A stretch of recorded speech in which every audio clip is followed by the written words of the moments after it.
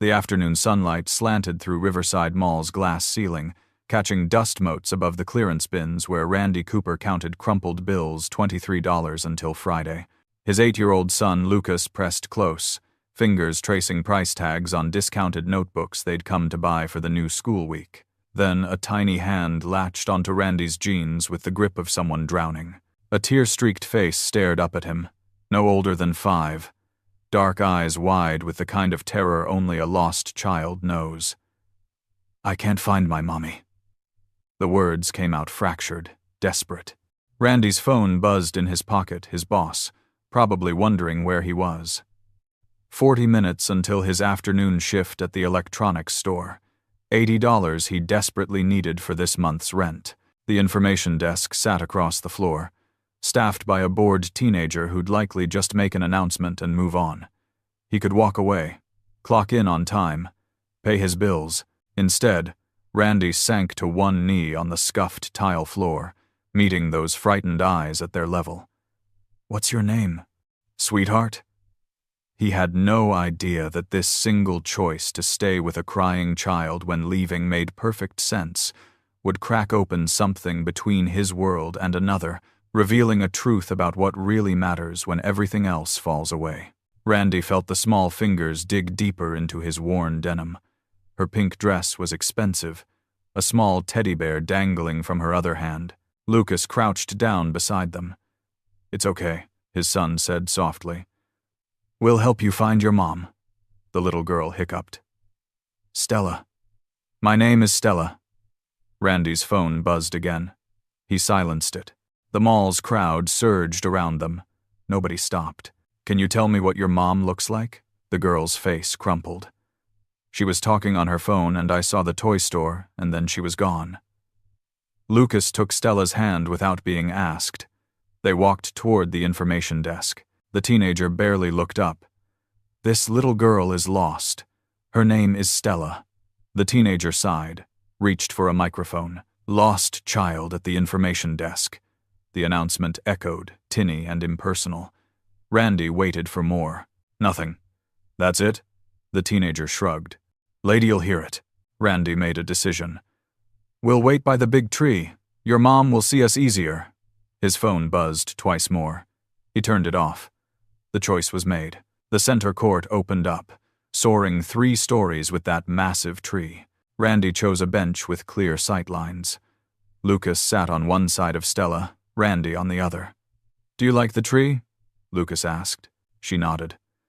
"See that blue one at the top? That's my favorite. I make wishes on it." Stella's eyes lifted. "What do you wish for?" Lucas glanced at his father. "I wish we didn't have to worry so much. But right now, I'm wishing your mom finds you really fast." Minutes ticked by. Lucas engaged Stella in a game, making up stories about passing shoppers. Randy scanned the crowd. 45 minutes now. A security guard wandered past. "This little girl has been lost for almost 45 minutes. Can you help?" The guard barely glanced at Stella. "Information desk make an announcement?" The guard shrugged. "Parents always show up. Just wait." Randy stood. "She's 5 years old and scared." The guard looked at Randy's worn jacket. "Look, buddy, kids get lost all the time. Just sit tight." He walked away. Lucas looked up, recognition flickering. Randy knew his son had just learned that being poor meant being invisible.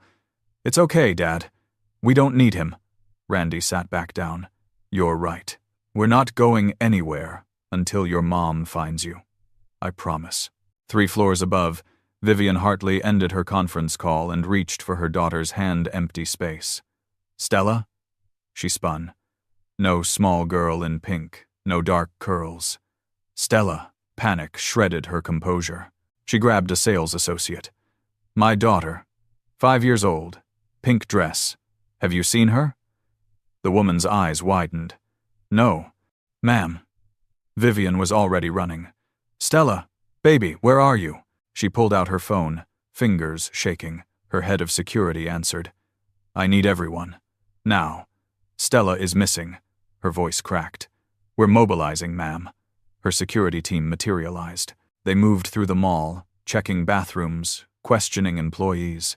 20 minutes in, one guard returned. Information desk made an announcement 30 minutes ago. Lost child, no description. Vivian felt rage join fear. Where is this desk? The desk was empty. A different employee hurried over. My daughter was brought here. 5 years old, pink dress. Where is she? The woman checked a logbook. No child was brought here, ma'am. Just the announcement. Stella was still out there. Check the cameras. Every angle. Find my daughter. One guard touched her elbow. Camera footage shows a man with a child matching Stella's description. Center court. Near the tree. Over 40 minutes. Relief and terror collided. Stella was found, but with a stranger. Show me now. They moved through corridors. She could see the center court, the tree, pink fabric, dark curls. Stella, safe, sitting between a man and a boy. Stella laughed. The man's hand rested on Stella's back, protective. Something in Vivian snapped. All the fear transmuted into rage. She crossed the court. Randy saw her coming, fury in every line. He started to stand. Vivian grabbed Stella off the bench. Get away from her! Get away from my daughter! Randy stepped back, hands raised. Ma'am, I was just... Vivian turned to her security team, Stella sobbing. This man took my daughter. Call the police. The guards surrounded Randy and Lucas. Randy's face went pale, but he didn't run. Hands raised. Mom, stop! Stella's voice cut through. Stop! He helped me! He was helping you find me! Vivian looked down. Stella wasn't hurt. She was crying because her mother was screaming. What? Stella wriggled, reaching toward Randy. I was lost and scared, and he stayed with me. He and Lucas. They waited so I wouldn't be alone. He promised he wouldn't leave until you found me. Each word was a knife. Vivian looked at Randy properly. The worn jacket, exhaustion. His son scared. His hands raised, ready to be arrested for helping. The crowd thick, phones recording. She'd just humiliated a man who'd protected her daughter. Words failed. Randy lowered his hands. She's safe. That's all that matters. He took Lucas's hand. Let's go. Wait. Randy paused. Vivian pulled Stella closer. I'm sorry. I was terrified. Thank you for taking care of her. Thank you for staying. Randy looked back. Any decent person would have done the same. Then he and Lucas walked away, leaving Vivian with the weight of what she'd done. In the management office, Vivian sat with Stella. I'm sorry, Mommy, Stella whispered. I know you told me to stay close. Vivian pressed her face into Stella's hair. No, baby. You didn't do anything wrong. I should have been paying attention. Stella pulled back. But you're the best, Mommy. The declaration broke something in Vivian. Baby, tell me about Randy and Lucas. Stella's face brightened. They were so nice. Lucas played games with me, and Randy missed his work to stay with me. He got phone calls but didn't answer. He just stayed. Each sentence landed like a blow. Randy had sacrificed his job. Did he ask you anything? About me? Stella shook her head. No. He just asked what you looked like. Lucas said his mommy died and he misses her. I told him I'm sorry. Vivian hugged her tighter. Randy was a widower, raising his son alone, and he'd still chosen to stay. I need to make this right. I need to apologize to Randy properly. Stella nodded. He was nice, Mommy. Really nice. You scared him. The guilt twisted deeper. I know, baby. I'm going to fix it. Finding Randy proved difficult. Her assistant called electronics stores. By evening, they had an answer. Tech Plus on Morrison Avenue. Randy Cooper didn't call in. His manager is angry. Sounds like he might lose his job. Fresh shame. Randy had probably lost his income because of Stella. Get me the address. Find out who owns Tech Plus. Within an hour, Vivian made 3 calls. The first secured Randy's job. The second drafted a gratitude payment. The third got his address. Mommy, where are we going? Stella asked as they drove through progressively poorer neighborhoods. We're going to say thank you properly, and I'm going to say sorry. The address led to budget housing. Vivian parked, suddenly uncertain. Randy probably didn't want to see her, but she'd come this far. She knocked on apartment 212. No answer. She knocked again. Movement inside. Then the door opened a crack. Security chain in place. Randy looked out. Mrs. Hartley. His voice was flat. I don't want any trouble. Vivian felt the words like a slap. I'm not here to cause trouble. I'm here to apologize. Properly. Please. Can we talk? Randy studied her, then glanced down at Stella, who waved. Something softened. Lucas, he called. We have visitors. He closed the door, unlatched the chain, opened it fully.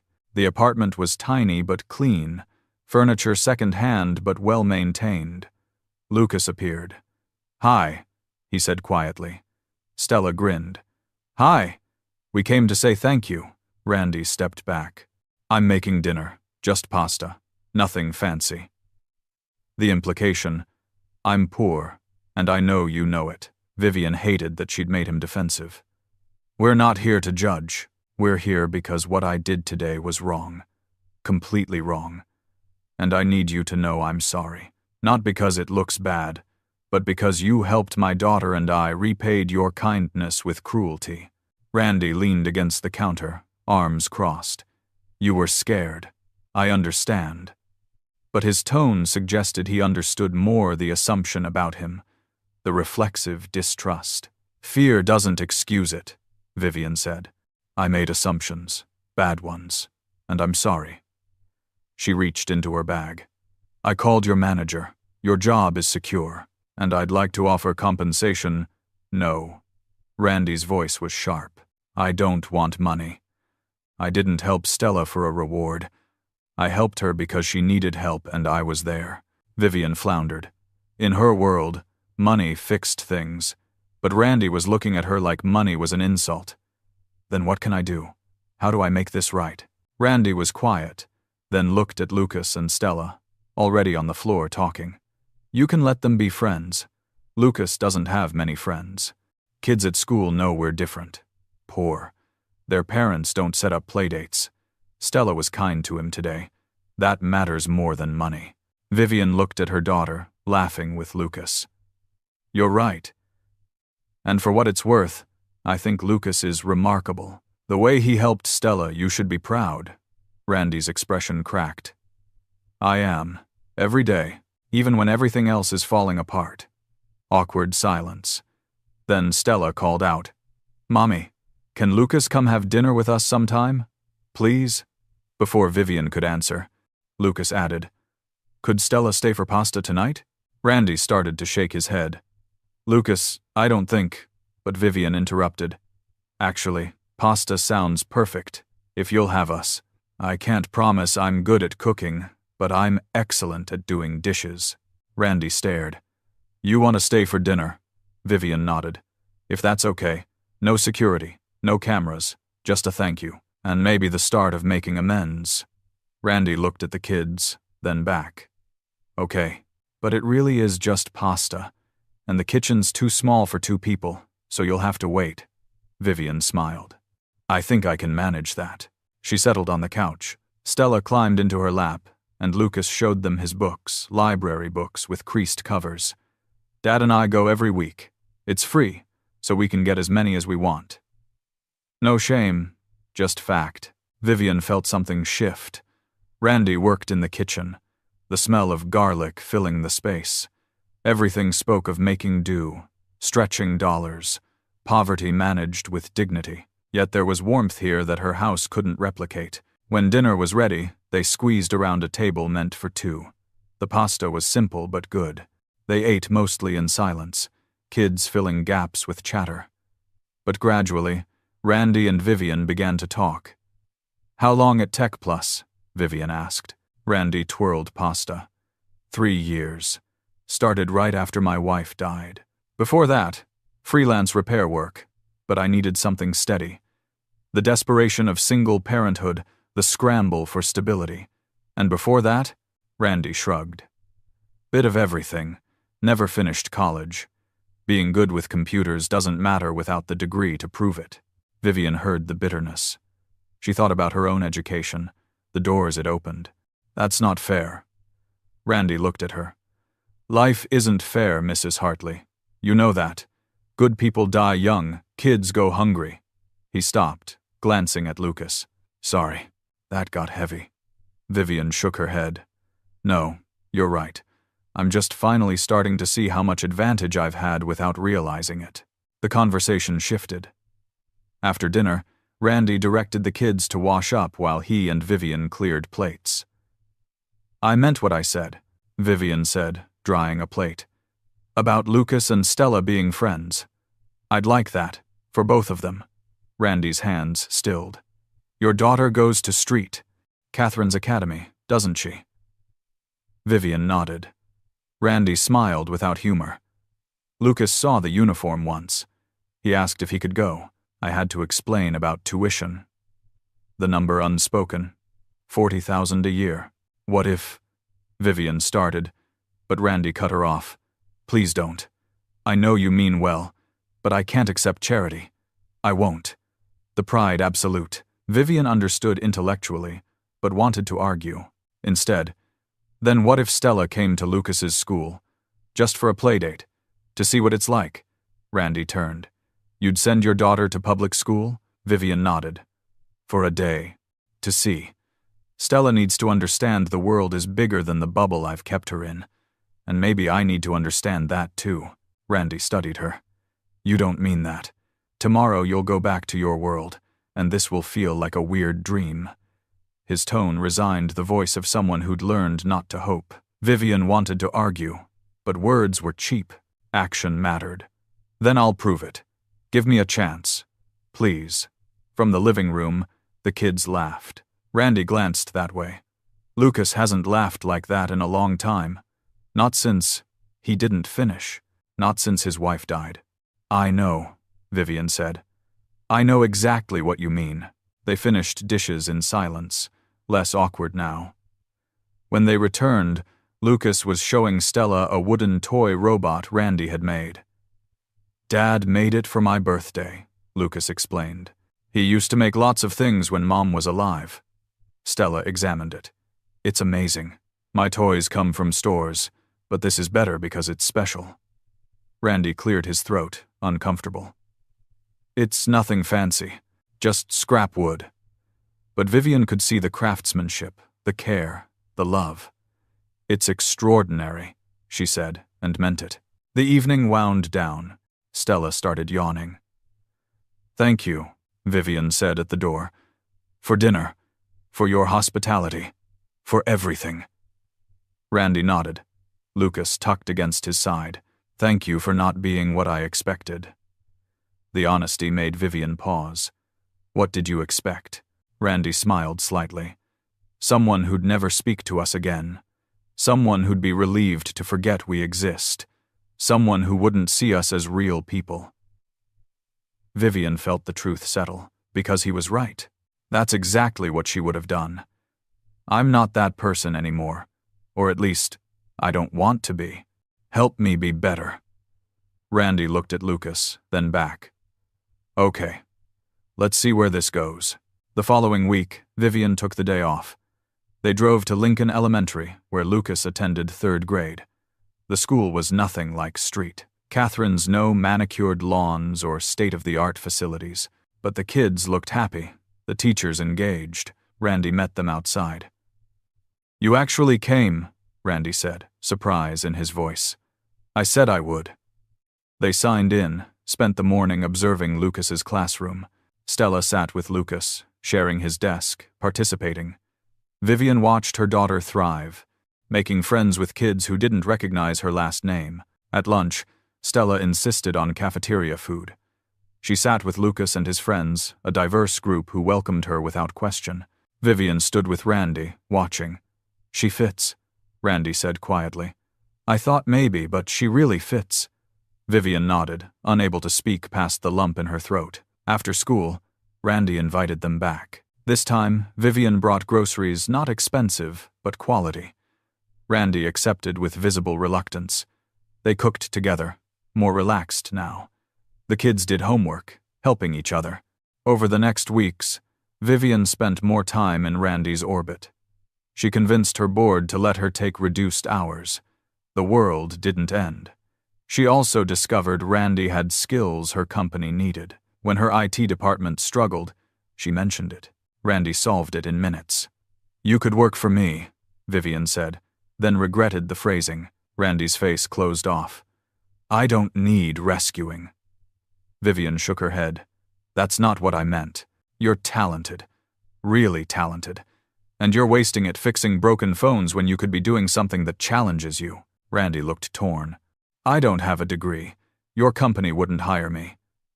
Vivian smiled. "I own the company. I decide who we hire, and I decide paper credentials matter less than ability." Randy studied her. "Why are you doing this?" "Really?" Vivian considered seriously. "Because you showed me something important about what I'd become, and because in 2 weeks, you've reminded me what it means to care about something beyond profit margins. You've reminded me what it means to be human." Randy looked for deception. "Finally, if I do this, it has to be real. Real interview. Real qualifications. No special treatment." "Deal," Vivian agreed.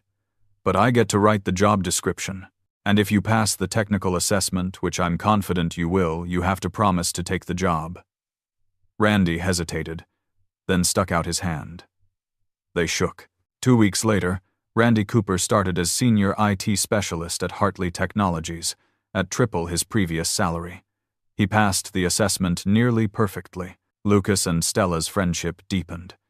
Vivian arranged for Lucas to receive a scholarship to St. Catherine's not through her foundation, but through a third-party organization, preserving Randy's pride while securing Lucas's future. The two kids became inseparable, spending weekends together, families rotating between Vivian's house and Randy's apartment, which somehow always felt warmer despite its size.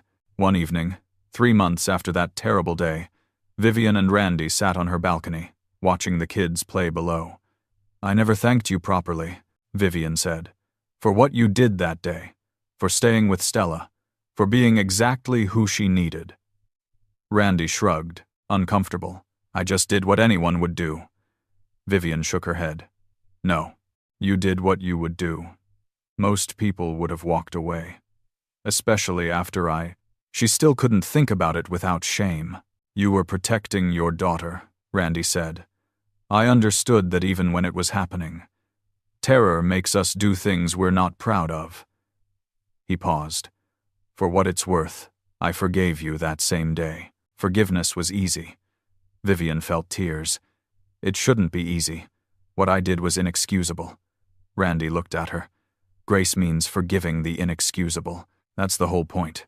They sat in comfortable silence. Below, Lucas and Stella were building something. "They're good for each other," Randy observed. "Lucas is less lonely. Stella is less isolated, more connected to the real world." Vivian nodded. "And we're good for each other too. You've taught me more about what matters than anyone since my husband died." Randy smiled. "You've taught me that not all wealthy people are terrible. That's a lesson I needed." Vivian laughed. "I was terrible, though." Randy's smile widened. "You got better. That's what counts." Silence again, but full rather than empty. Vivian thought about how far they'd come, how many assumptions she'd had to unlearn, how many walls Randy had had to lower, how their children had led the way. "Randy," Vivian said quietly, "I'm glad Stella got lost that day." Randy raised eyebrows. "That's a strange thing to be glad about." Vivian shook her head. "Not the being lost part, the finding you part. If we hadn't met, I'd still be that person who couldn't see past her own fear." They watched until the yard grew dark. The kids came inside, grass-stained and happy. Randy gathered Lucas, preparing to leave, but Vivian stopped him. "Stay for dinner. Stay the night. We have room, and the kids will love it." Randy looked like he wanted to refuse, but Lucas's hopeful expression decided it. "Okay, but we cook together." That night, in Vivian's huge kitchen, they prepared a meal as a team, all four, kids and adults working side by side. They made mistakes and laughed. They burned garlic and started over. They spilled flour. It was chaotic and imperfect, and absolutely perfect. After dinner, they played games until the kids could barely keep eyes open. Vivian showed Lucas to the guest room, bigger than his entire bedroom. "This is like a hotel," he breathed. Stella grabbed his hand. "It's better because you're my friend." They said goodnight, tucking them in separately, then reconvened in the living room. Randy looked uncomfortable in the luxury, but less so than months ago. "Thank you," Randy said, "for all of this, for seeing past what I expected you to see." Vivian settled on the couch. "Thank you for letting me, for giving me a chance to be better." They talked late, sharing stories about their late spouses, about grief, about raising children alone. There was something healing in being understood. Eventually, exhaustion caught up. Randy headed to the guest room, pausing at the door. "Vivian," he said, using her first name for the first time, "I meant what I said before, about grace. You gave me grace when I needed it with the job, with Lucas's education. I want you to know it mattered." Vivian felt her throat tighten. "You gave me grace first. When you forgave me, everything else grew from that." Randy nodded. Then he went to bed, and Vivian sat in her quiet house, marveling at how full it felt now. The next morning, Stella bounded in at dawn. "Mom, Lucas's dad is teaching us to build birdhouses this weekend. Can we get wood? And paint?" Vivian smiled, pulling her daughter into bed. "Yes, baby. We can get whatever you need." Stella snuggled close, chattering about designs. Vivian held her and thought about Randy, probably having this exact conversation with Lucas. Two single parents, raising good kids, building good lives, proving that family wasn't about structure or wealth, it was about showing up for the people who needed you. 6 months after the mall incident, Hartley Technologies announced a new initiative, a training program for talented individuals without traditional credentials. Randy's idea, born from his own experiences, Vivian championed it internally. The program's first cohort included a former mechanic, a self-taught programmer, and a single mother who'd learned coding through free online courses. Randy ran the program, teaching evening classes. Lucas and Stella often came, doing homework in the corner while their parents worked to create opportunities. The program's success exceeded projections. Within a year, all 10 students from the first cohort secured full-time positions. The second cohort had 50 applicants. The third had 200. Media outlets praised Vivian's progressive approach. What they didn't know was that it had started because a man with no degree had chosen to stay with a lost child. Lucas thrived at Street, Catherine's, making honor roll, joining robotics. Stella blossomed with his friendship. The two families spent so much time together that people assumed they were related. Neither Vivian nor Randy corrected these assumptions. They were family now. One Sunday afternoon, almost a year after that terrible day, Vivian and Randy took the kids to Riverside Mall. First time any had been back. They stood in the center court, looking up at that ridiculous tree. "I hated this place," Vivian admitted, "after what happened." Randy nodded. "I avoided it too. Didn't want to remember losing my job, or being accused." He glanced at Vivian. "Or being accused of something I didn't do." "I'm sorry," Vivian said for probably the 100th time. Randy bumped her shoulder. "I know, and I've forgiven you, also for probably the 100th time." The kids ran ahead, Lucas pointing out where they'd sat, telling the story with dramatic flair. Other shoppers walked past, oblivious to the weight this place held. "Do you think things happen for a reason?" Vivian asked. Randy considered. "I think we make meaning from what happens. That's not predestination, but it's not random either.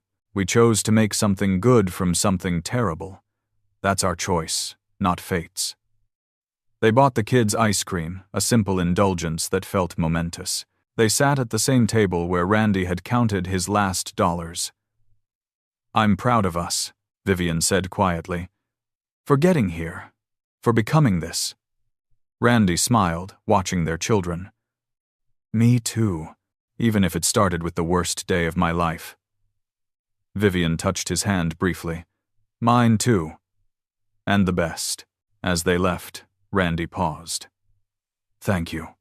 For everything you've done for me and Lucas. For the job, the scholarship. Vivian cut him off. Don't. You earned everything. The job, the respect, all of it. You earned it long before you met me. I just finally gave you the chance you deserved. Stella interrupted, tugging Randy's hand.